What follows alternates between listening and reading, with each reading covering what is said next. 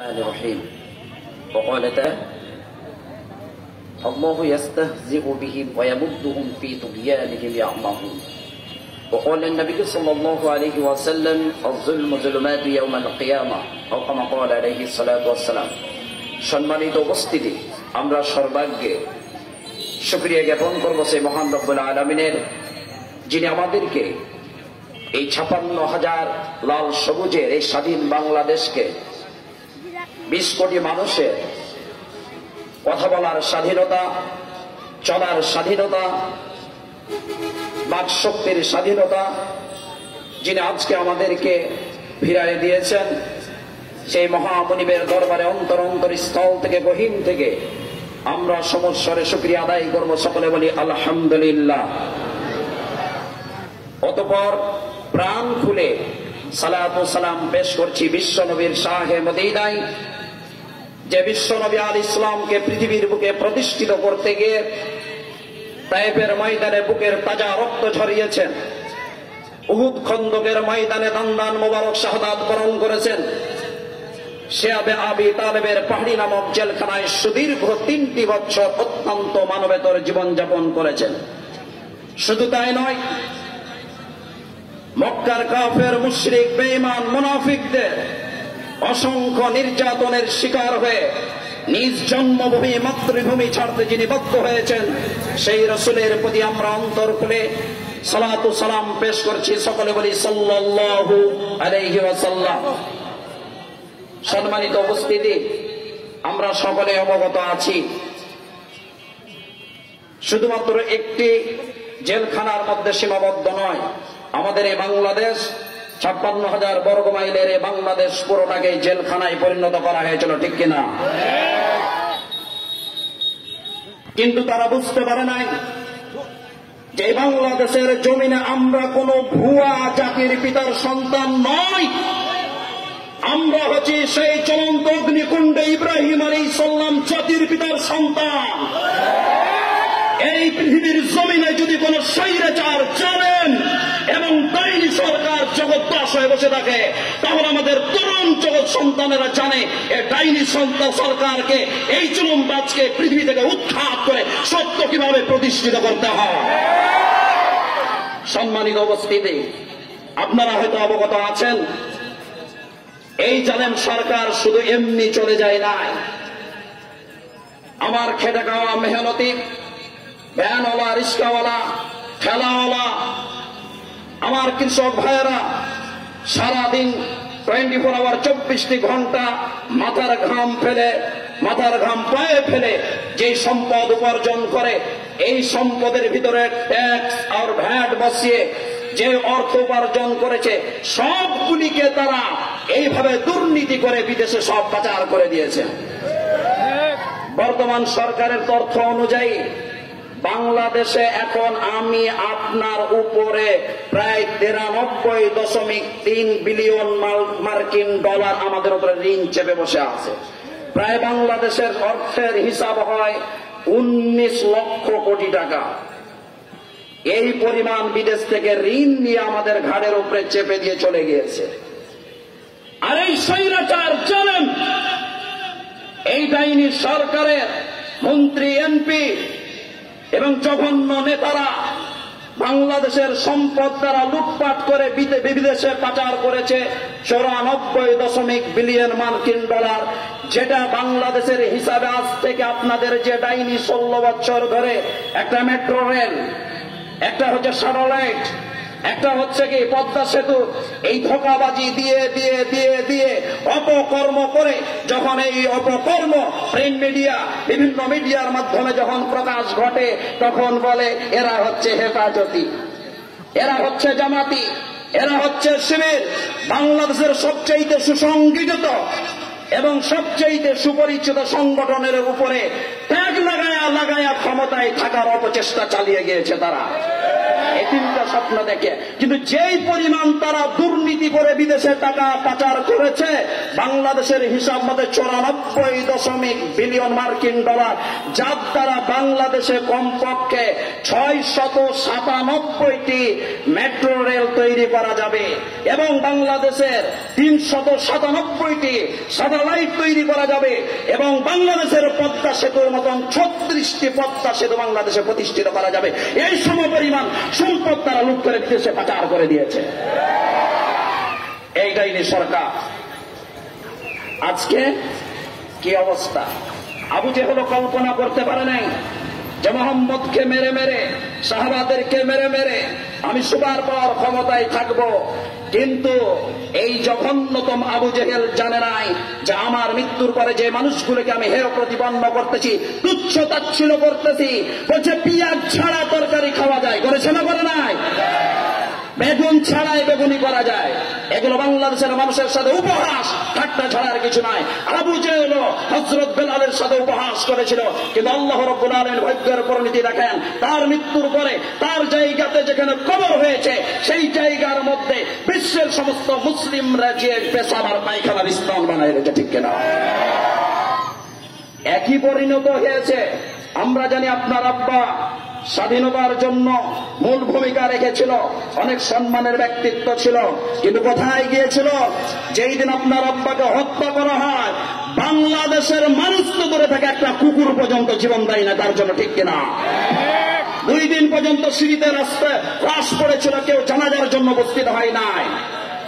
দেখেছেন আপনারা সকলে, সেই মানুষটির জনপ্রিয়তা নিম্নতে যেতে যেতে যেতে যেতে এমন পর্যায়ে পৌঁছেছে, আজকে বাংলাদেশের নতুন প্রজন্মরা দেখতেছে, আজকে আবার 2024 সালে সেই মানুষটির মূর্তি ভেঙে তার মূর্তির উপরে পেশাব করতেছে, ঠিক কিনা? এর জন্য দায়ী বাংলাদেশের 16 কোটি মুসলমান নয়। তোমার বাবার মাথার উপরে পেশাব করার দায় হচ্ছে একমাত্র ডাইনি হাসিনা, ঠিক কিনা? কারণ তোমার বাবার মাথার উপরে পেশাবের প্রস্তুতিটা তুমি তৈরি করে দিয়েছ আজকে। ঠিক অনুরূপ ভাবে আবু জেহেল যেভাবে আজকে বাংলাদেশের আইনা ঘর আপনারা কথা শুনলেন, আবু জেহেল সবচেয়ে নিম্ন ভূমিতে একটা পাহাড়ের পাদদেশে জেলখানা তৈরি করেছিল। মুসলমানরা যখন ইসলাম গ্রহণ করে, রাত্রিবেলায় গভীর রাত্রে গুম করে নিয়ে গিয়ে ওই পাহাড়ের পাদদেশে বন্দী করে রাখে। আপনারা শুনেছেন ইসলামের প্রথম শহীদ সুমাইয়া রাদিয়াল্লাহু তাআলা আনহা এবং তার সন্তান আম্মা রাদিয়াল্লাহু তাআলা আনহা, তার স্বামী তার সন্তানকে বেঁধে রেখে দিয়ে ছেলের সামনে উলঙ্গ করে আবু জেহেল সন্ত্রাসী, এই স্বৈরাচার বল্লম দিয়ে তার মাকে শাহাদাত বরণ করা হয়েছে সন্তানের সামনে। ঠিক একই কায়দা আবু জেহেল যে কাজ করেছে বাংলাদেশের আওয়ামী লীগের সংগঠনের, আপনারা শুনেছেন, স্বামীকে বেঁধে রেখে তারা তার স্ত্রীকে উলঙ্গ করে গণধর্ষণ করেছে। সুতরাং আবু জেহেলের যেই দলের যে কায়দা, মৃত্যুর পরে যেই পরিণতি, এই দলের একই কায়দা একই পরিণতি হবে, তখন সন্দেহ না। এজন্য বন্ধুগণ, আমাদেরকে সতর্ক থাকতে হবে, আমাদেরকে ভুলে গেলে চলবে না। এই 24-এর স্বাধীনতা শেষ নয়, সামনে আরো স্বাধীনতা আসবে। যদি কোন ধরনের স্বৈরাচার, জালেম, ডাইনি কোন সরকার এই বাংলার জমিন আবার চেপে বসে, তাহলে বাংলাদেশের মানুষ বুঝাইয়া দিয়েছে যে আমরা কখনো জালেমের কাছে মাথা নত করি না। আমরা কোন ভুয়া জাতির পিতার সন্তান নয়, আমরা হচ্ছে ইব্রাহিমের সন্তান। আবার যদি এরকম কোন ধরনের স্বৈরাচার বাংলাদেশে মাথা চাড়া দিয়ে উঠে, তাহলে তার মাথা থেকে ভেঙে গুঁড়ে দিয়ে নমরুদের মতন জুতা পিটাইতে পিটাইতে পৃথিবী থেকে উৎখাত করা হবে। আজকে যার স্মরণে উপস্থিত রয়েছে আমরা সকলেই জানি, আল্লামা দেলোয়ার হোসেন সাইদি সাহেব।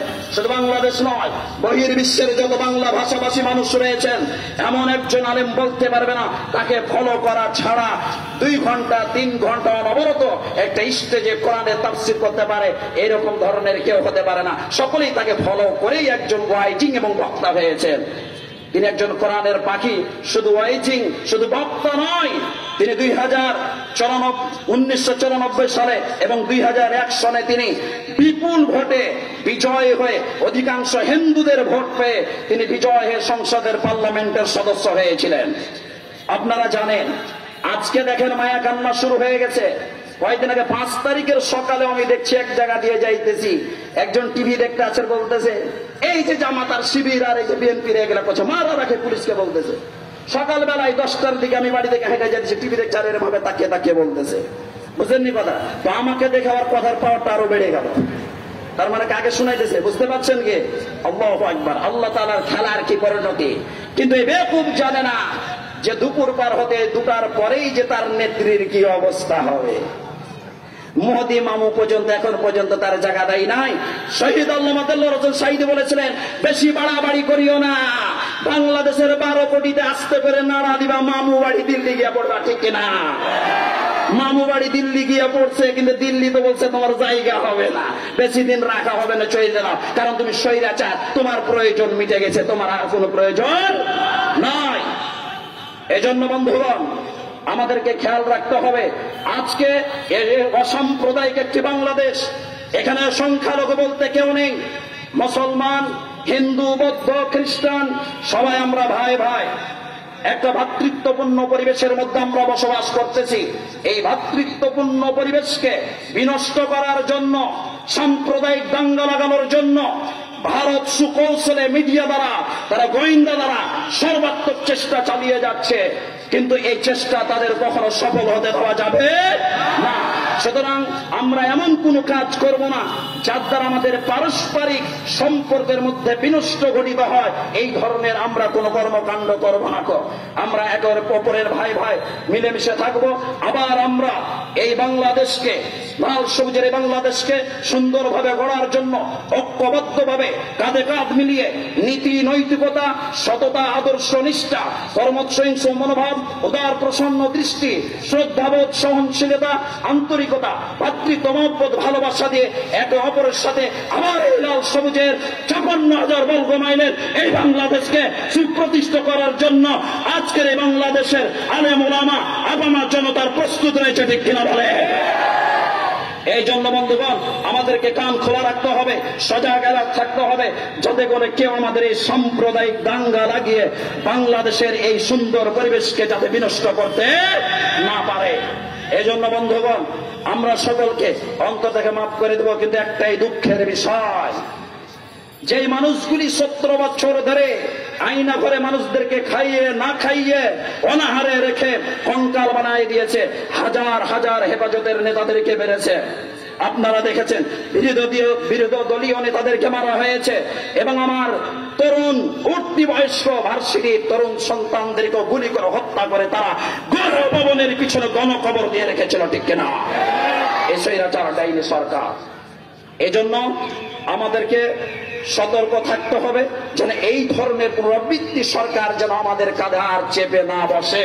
সর্বোচ্চ সতর্ক থাকতে হবে আমাদের সকলকে, এবং আল্লাহর কাছে দোয়া করেন সাঈদী সাহেবের এই ত্যাগ এবং এই কষ্টের বিনিময়ে আল্লাহ রাব্বুল আলামিনের কাছে আমরা এই জনগণের পক্ষ থেকে সাক্ষ্য রাখবো, মাবুদ তুমি এই বাংলার জমিনে অতি শীঘ্রই একটি ইনসাফ প্রতিষ্ঠা রাষ্ট্র এবং একজন ইনসাফদার বাদশা হিসেবে বাংলাদেশকে কালিমার পতাকা উড্ডীন করে ইসলামী রাষ্ট্র হিসেবে তুমি কবুল করো, বলেন আল্লাহুম্মা আমিন। এটাই হচ্ছে আমাদের সর্বোচ্চ চাহিদা।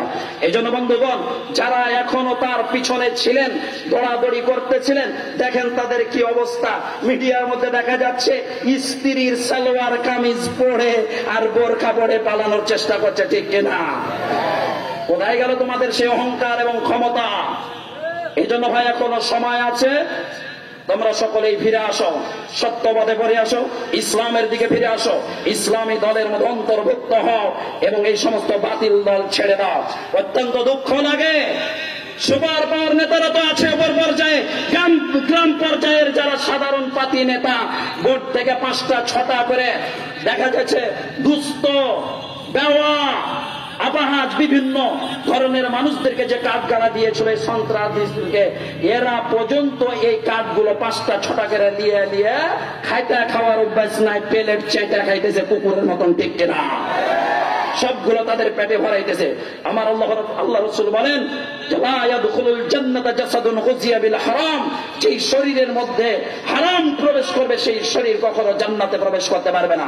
বন্ধুগণ, এতদিন অন্যায় করেছেন সরকারের ছত্র ছায়ায় থেকে, এই জন্য আপনাদেরকে উদাত্ত আহ্বান জানাবো, ভালোবাসার খাতিরে, রাগের খাতিরে নয়, যে আপনারা সত্যবাদে ফিরে আসেন। মনে করিয়েন না আমরা দুর্বল, কিন্তু আমরা একটা জিনিসকে ভয় করি, সেটা হচ্ছে আল্লাহকে। যখন আলী রাদিয়াল্লাহু তাআলা যুদ্ধের ময়দানে যুদ্ধ করতেছেন, কাফের যখন তার মুখে থুতু ছিটাইয়া দিলেন, আলী রাদিয়াল্লাহু তাআলা চিন্তিত হয়ে গেলেন যে এতক্ষণ যুদ্ধ করছিলাম আল্লাহর জন্য, এখন কি আমার যুদ্ধটা থুতুর কারণে হয়ে যায় কিনা, আল্লাহর দরবারে আমাকে জবাবদিহি করতে হবে। এই জন্য আমরা 17 বছর মাজলুম ছিলাম, আমাদের ভয় লাগে হয়তো কোনো মানুষকে আঘাত করতে যে আবার আমরা জালেম হয়ে যাব কিনা, কিন্তু মনে করিও না আমরা দুর্বল। আমরা সেই খালেদ বিন ওয়ালিদের উত্তরসূরি 3000 সৈন্য নিয়ে পৃথিবীর সুপার পাওয়ার রোমকে যেমন পৃথিবী থেকে ধ্বংস করে দিয়েছে, আমরা মুসলমান মুজাহিদ অল্পতেই সমস্ত বাতিলকে ধ্বংস করতে আমরা প্রস্তুত আছি ইনশাআল্লাহ।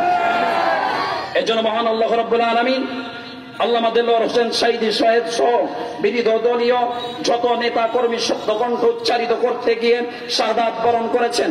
আমার কলেজ ভার্সিটির তরুণ ভাইয়ের আবু সাইদ সহ যারা শাহাদাত বরণ করেছেন, আল্লাহ রাব্বুল আলামিন তাদের এই ত্যাগ, তাদের এই তিতিক্ষা, তাদের এই শাহাদাতকে যেন আল্লাহ তাআলা কবুল করে, সকলে বলে আল্লাহুম্মা আমিন।